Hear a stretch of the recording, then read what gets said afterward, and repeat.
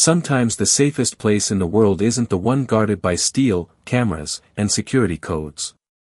Sometimes it's the front porch of a quiet man no one ever bothered to notice. The flashing red and blue lights reflected across the glass walls of Whitmore Heights, one of Chicago's most exclusive luxury high-rises, turning polished marble into a sea of restless color. Police cruisers blocked every entrance. Emergency vehicles lined the street. Residents wrapped in designer coats gathered behind temporary barricades, whispering into expensive phones while reporters searched for the next dramatic headline. Nobody was allowed inside. Nobody was allowed out. Claire Whitmore stood near the security checkpoint, her tailored ivory blazer no longer looking as composed as it had that morning. At 35, she had built one of the nation's fastest-growing commercial real estate companies with discipline, intelligence, and relentless determination. Investors trusted her judgment. Board members admired her confidence. Competitors feared her negotiations. Yet none of that mattered tonight.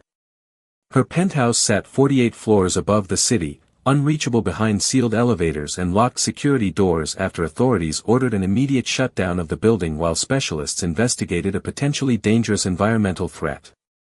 Hotels across downtown were already overflowing with displaced residents, executives, and visitors. Assistants rushed around making frantic phone calls. Luxury SUVs idled along the curb as chauffeurs waited for instructions that never seemed to come. Claire quietly lowered her phone after hearing the same answer for the fourth time. No rooms available. She looked toward the glowing skyline she usually admired from her office windows, but tonight it felt strangely distant.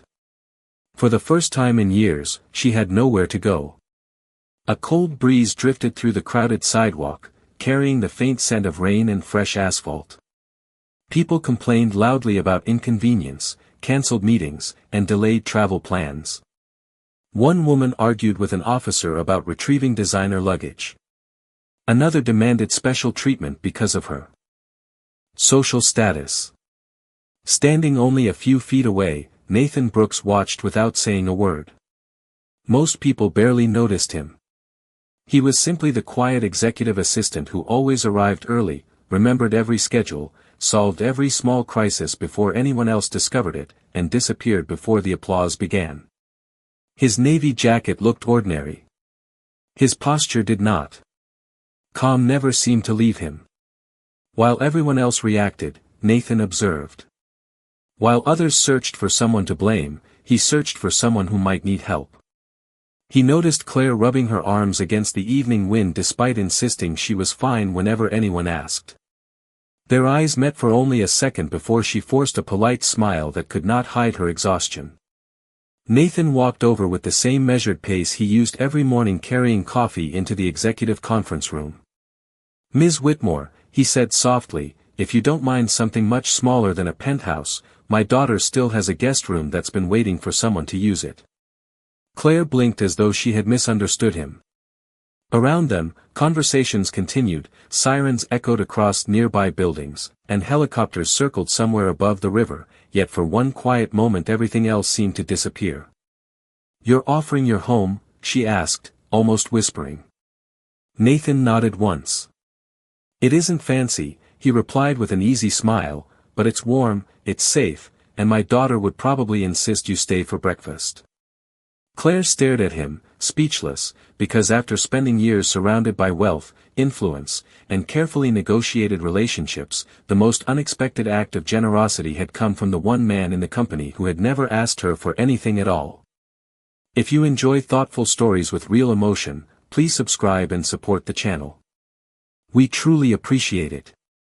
And for those watching, have you ever experienced something like this in your own life?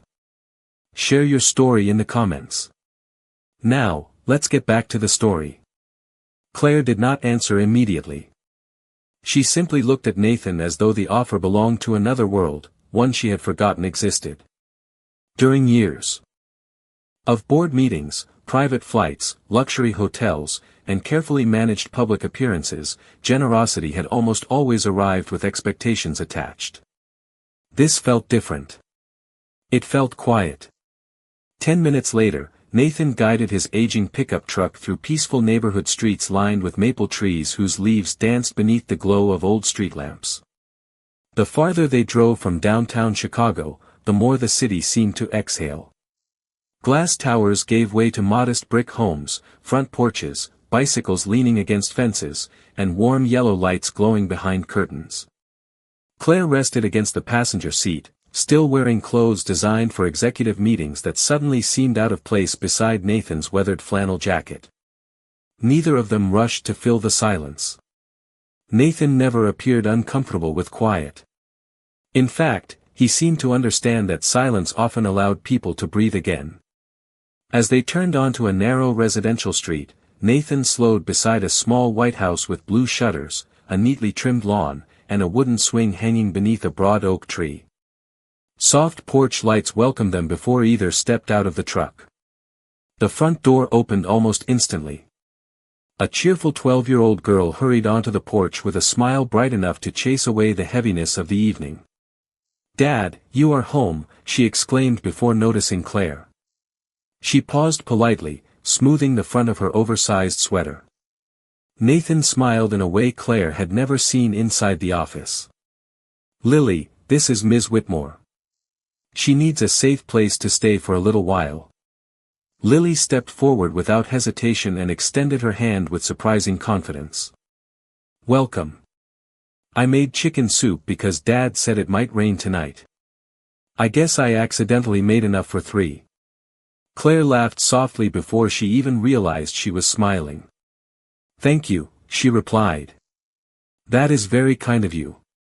Inside, the house smelled of rosemary, fresh bread, and simmering vegetables. Family photographs covered one wall. Some showed Lily missing front teeth during elementary school.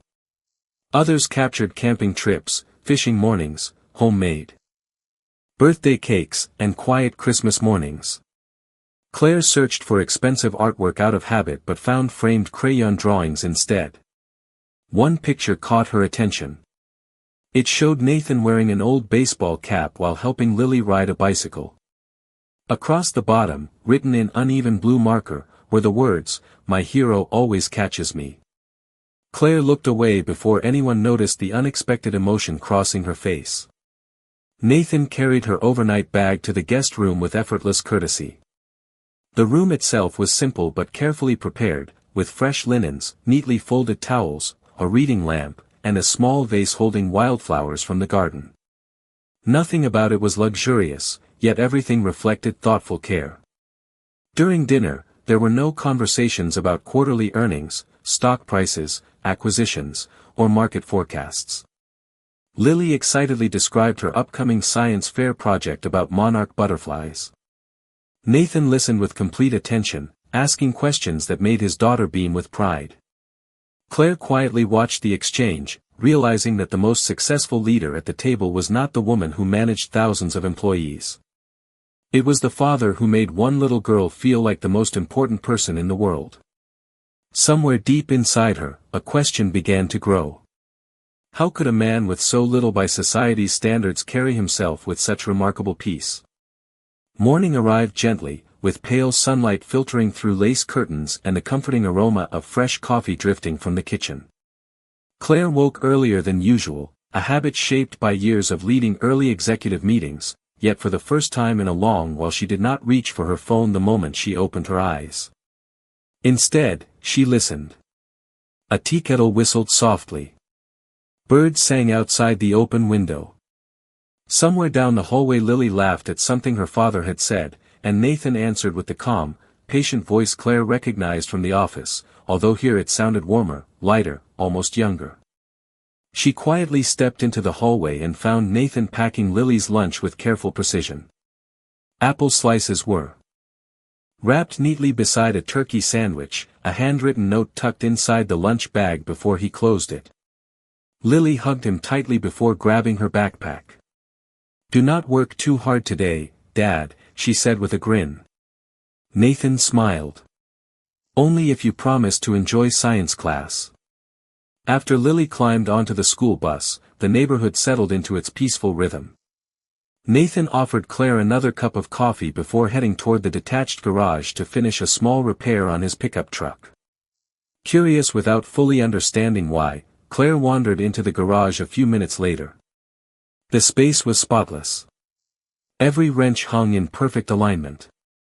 Shelves were carefully labeled. Cleaning supplies sat arranged with almost mathematical precision. Nothing looked expensive, yet everything had its place. Nathan noticed her looking around and smiled politely. "Sorry if it looks a little organized." Claire returned the smile. Most people would call this exceptionally organized.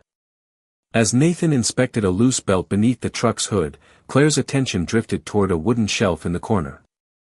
There sat an old pair of polished combat boots, cleaned so carefully they almost reflected the morning light. Beside them rested a neatly folded American flag enclosed in a simple glass display case. There were no medals displayed. No photographs in uniform. No plaques celebrating achievements. Only those quiet reminders, preserved with unmistakable respect. Before she could ask about them, a loud metallic crash echoed from outside. A neighbor's elderly ladder had slipped while he struggled to clean his rain gutters. Nathan reacted almost instantly. He reached the front yard before anyone else, calmly steadying the ladder and helping the older man step safely back onto the ground. His movements were smooth, efficient, almost instinctive. "Easy now," Nathan said gently. "Take a slow breath. You are all right." Within moments he had checked that the man was unharmed, secured the ladder properly, and carried it back against the garage wall. There was no panic in his voice. No wasted motion. Only quiet confidence. The elderly neighbor smiled gratefully. "You always seem to know exactly what to do, Nathan." Nathan simply shrugged. Life teaches all of us something if we pay attention. As they walked back toward the house, Claire studied him with growing curiosity. She had spent years hiring executives based on resumes, references, and credentials, yet the man walking beside her carried himself with a level of discipline that no business school could teach. His posture remained naturally alert. His eyes constantly observed the surroundings without appearing anxious. Even the way he closed the front gate behind them seemed deliberate, as though protecting others had become second nature long before he ever became an executive assistant. Claire found herself wondering what kind of life could shape such remarkable composure, and for the first time she realized the quietest man she had ever employed might also be the one she understood the least. The peaceful rhythm of the neighborhood lasted only until late afternoon, when Nathan's phone vibrated once across the kitchen counter. He glanced at the screen, and for the first time since Claire had known him, the warmth in his expression faded into quiet concentration. He answered with a calm greeting, listening far longer than he spoke. "Thank you for letting me know," he finally said. "Please keep everyone informed, and do not speculate until the investigation is complete." He ended the call and looked toward the living room window where Claire was reading beside the soft afternoon sunlight. She immediately noticed the subtle change in his posture. "Is everything all right?" she asked. Nathan nodded slowly before choosing his words with care. "The authorities have confirmed the shutdown of your building will continue. They now believe it was not caused by a simple equipment failure." Claire lowered the book into her lap. "So someone may have done it intentionally?" Nathan did not rush to answer. "They are still investigating. Right now, the important thing is that everyone remains safe." His voice never carried fear, only quiet certainty. As evening approached, the familiar comfort of the little house remained, but Nathan's routine changed in ways Claire could not ignore. Before sunset he stepped outside, checked that every exterior light worked properly, secured the backyard gate, and quietly adjusted the motion lights near the driveway. He examined each window lock with practiced efficiency before returning inside as though it were the most ordinary part of his evening. Claire watched from the dining room without interrupting. "Do you always do that?" she finally asked.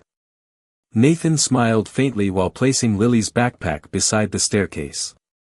"Habits become difficult to break after enough years.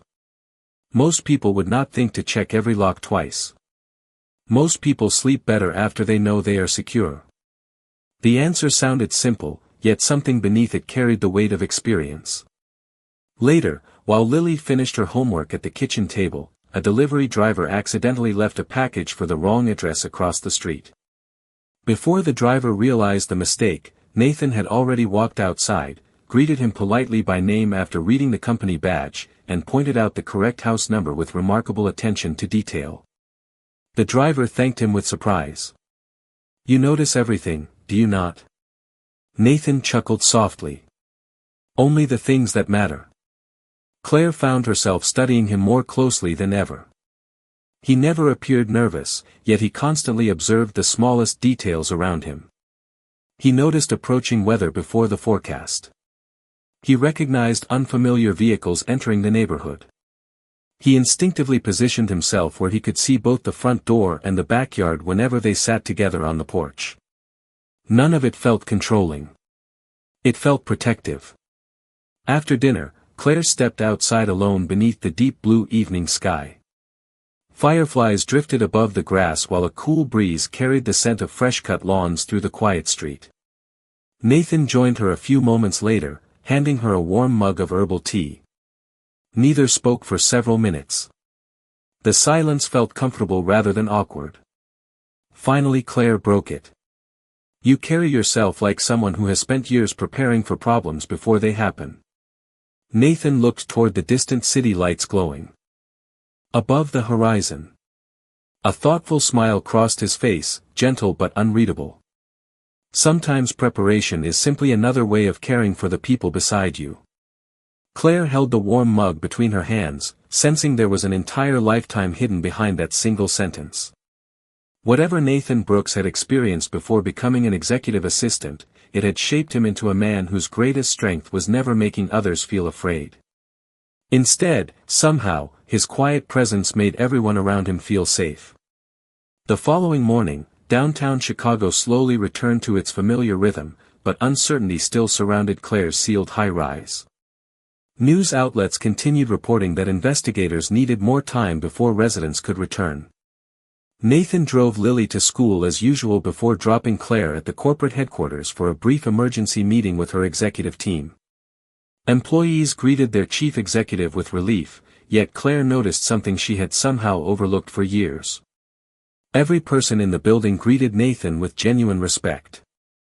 Not because he held authority, but because he remembered birthdays, stayed late to help struggling co-workers, and quietly solved problems before they reached anyone else's desk. During the meeting, Claire struggled to concentrate. Financial reports, insurance updates, and legal briefings faded into background noise while one question continued echoing in her thoughts. Who had Nathan Brooks been before becoming her assistant?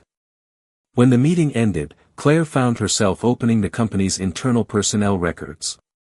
His employment file was surprisingly brief. Previous occupation listed only as federal service.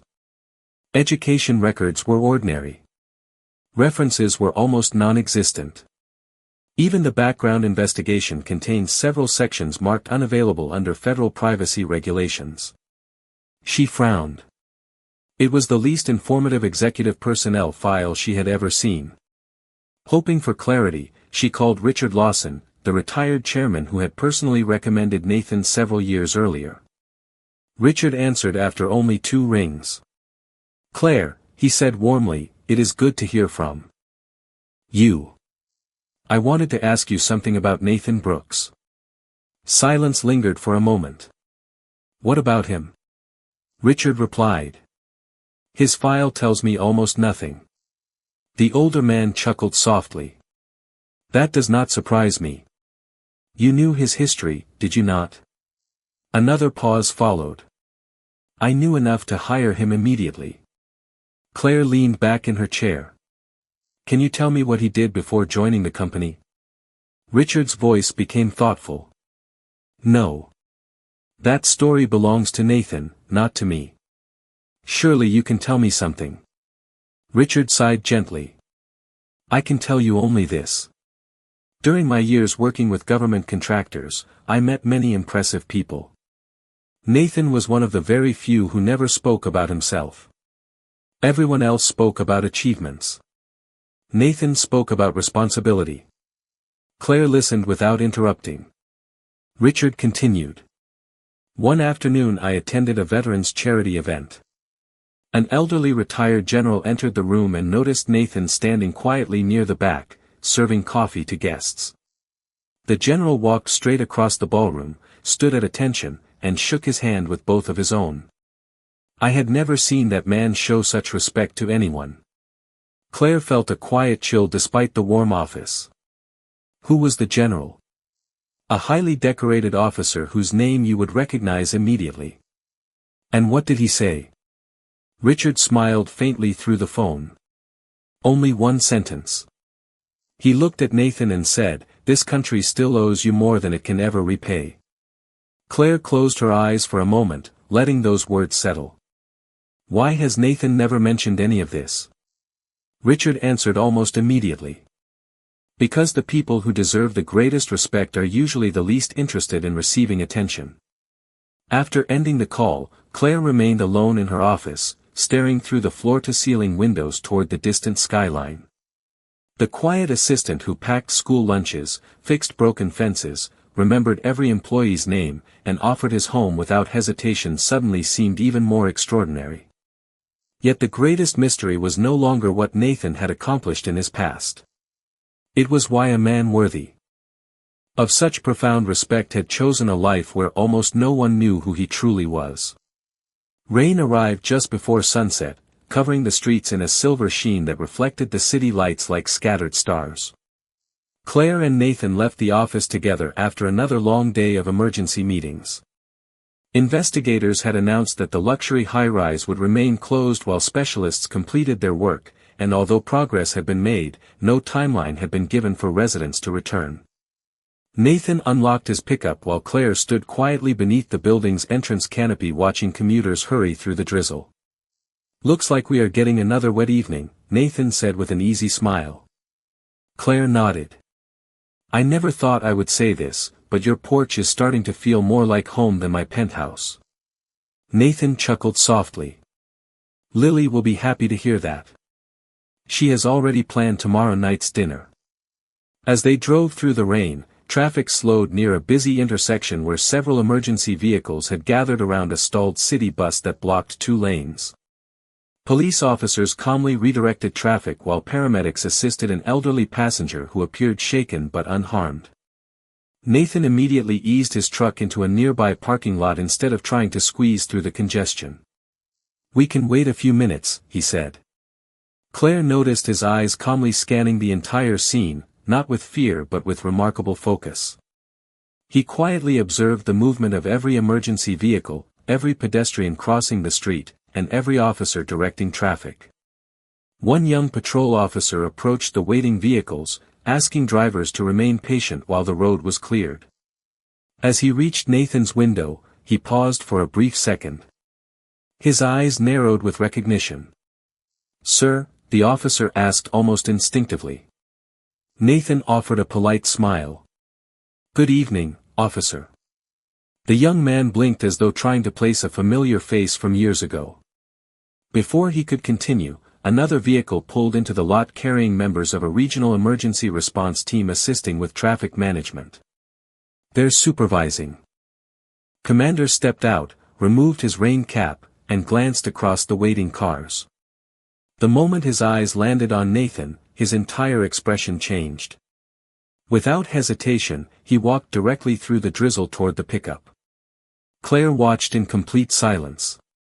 The commander stopped beside Nathan's open window, stood perfectly straight, and extended his hand with unmistakable respect.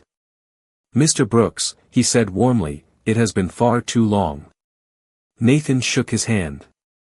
"Good to see you, Commander Ellis." The commander smiled. "I heard you settled into civilian life, but I never imagined I would find you driving an executive assistant home after work." Nathan laughed quietly. "Life has a way of changing our assignments." Commander Ellis nodded before his voice grew more thoughtful. "Some assignments never really end." For a moment neither man spoke. Rain tapped gently against the windshield while passing headlights shimmered across the wet pavement. Finally the commander looked toward Claire. "You are fortunate," he said sincerely. "There are not many people I would trust more in a difficult situation than the gentleman sitting beside you." Claire searched his face. "You knew Nathan before?" The commander smiled with quiet admiration. "Ma'am, years ago I studied reports about leaders people hoped they would never need but prayed would be there if the day ever came. Nathan Brooks was one of those names." Nathan gently lowered his eyes, almost embarrassed by the attention. "That was a long time ago." Commander Ellis shook his head. "Honor does not expire." He offered one final handshake before returning to his team. As traffic slowly began moving again, Claire remained speechless. Nathan simply started the engine and merged back onto the road as though nothing remarkable had happened. Yet the silence inside the truck no longer carried unanswered questions. It carried the unmistakable feeling that the quiet man beside her had spent years protecting others long before he ever chose the simple title of father or assistant. That night the rain faded into a gentle drizzle, leaving tiny drops glistening on the porch railing beneath the soft glow of the outdoor light. After Lily had gone upstairs to finish reading before bed, Claire remained on the porch wrapped in a light blanket, unable to stop thinking about Commander Ellis and the respect that had filled his voice. Nathan stepped outside carrying 2 mugs of chamomile tea and placed one beside her without a word. They listened to the quiet neighborhood for several minutes as crickets sang beyond the backyard fence and distant thunder rolled somewhere beyond the city skyline. Finally Claire looked at him with calm sincerity. "You have spent days helping me, and I feel like I know less about you now than when we first met." Nathan smiled gently. "Sometimes the past is only useful if it helps someone else's future." Claire lowered her eyes. "Richard Lawson told me a retired general once crossed an entire ballroom just to shake your hand." Nathan let out a slow breath before looking toward the old oak tree in the front yard. Richard always remembered too much. Claire waited patiently. She did not interrupt. Nathan rested both hands around the warm mug before speaking again. "Many years ago I wore a different uniform. I served beside remarkable people who believed service was never about recognition. It was about making sure someone else made it home." His voice remained steady, but every word carried quiet weight. "There were missions that lasted only a few hours and responsibilities that stayed with us for years. I received medals I never expected to receive, but every ceremony reminded me of friends who deserved to stand there with me." Claire listened without blinking. Nathan continued. "After my military career ended, life asked something even harder of me. My wife became seriously ill. She fought with extraordinary courage, but eventually I found myself standing beside a hospital bed making promises I hoped I would never have to make." His eyes softened as he looked toward the family photographs visible through the living room window. "The last promise I made was that Lily would always know she was loved, no matter how difficult life became." A peaceful silence settled between them. Claire could hear the grandfather clock inside the house marking each passing second. "So you walked away from everything?" she asked quietly. Nathan nodded. The medals were placed in a drawer. The uniform was folded away. Titles stopped mattering. "My new mission woke me every morning asking what to pack for school lunches, how to braid hair for elementary school pictures, and how to make one little girl laugh after a difficult day." A faint smile crossed his face. "It turned out that being Lily's father required more courage than any job I had ever held." Claire felt unexpected tears gathering in her eyes. She had admired ambitious leaders throughout her career, but she had never met anyone who measured success so differently. Nathan noticed her expression and gently shook his head. "Please do not think of me as extraordinary. Thousands of veterans return home and quietly build beautiful lives. Most of them never appear in newspapers. They coach Little League, teach classrooms, repair engines, volunteer at churches, and raise families with dignity. That is where the real victories happen." Claire looked at him with a respect deeper than admiration. She finally understood why every room seemed calmer when Nathan entered it. His confidence had never been built on achievement alone. It had been shaped by sacrifice, refined by loss, and preserved through the simple decision to keep choosing kindness every single day. By the end of the week, investigators announced that residents would soon be allowed back into the downtown high-rise, and the news should have brought Claire relief. Instead, she found herself lingering over breakfast a little longer each morning, listening to Lily enthusiastically explain school projects while Nathan quietly packed lunches and poured coffee. Somewhere between ordinary conversations and shared dinners, the little house had become more than temporary shelter. It had become a reminder that peace could never be purchased. On Friday afternoon, Claire returned to headquarters determined to finish the week with a different perspective. She walked through every department instead of heading directly to the executive floor. She thanked receptionists by name. She stopped to speak with maintenance workers who usually became invisible whenever executives passed by. She noticed Nathan's influence everywhere. People smiled more when he entered a room. Problems seemed smaller after he offered a calm suggestion. He never sought recognition, yet respect naturally followed him wherever he went. That evening, Claire invited Nathan and Lily to join her for dinner at a neighborhood family restaurant rather than an exclusive downtown venue. Lily happily accepted before Nathan could politely decline. The restaurant was simple, filled with the comforting aroma of grilled chicken, fresh rolls, and homemade pie. Families laughed together beneath warm hanging lights while old country songs drifted softly through the speakers. No one recognized the chief executive officer sitting in a corner booth, and Claire found herself grateful for the anonymity. During dinner, Lily excused herself to visit the dessert display near the front counter. Claire watched her skip across the dining room before turning toward Nathan. "I used to believe success meant building taller buildings, closing larger deals, and staying one step ahead of every competitor." Nathan listened quietly. "Now I am beginning to wonder whether I misunderstood success completely." Nathan smiled with gentle understanding. "Success changes as we grow.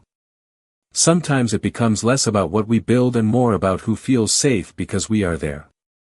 Claire lowered her eyes for a thoughtful moment. "Do you know what impressed me the most after learning about your military career?" Nathan looked at her curiously. She shook her head with a soft smile. "It was not the medals. It was the fact that I had to hear about them from everyone except you."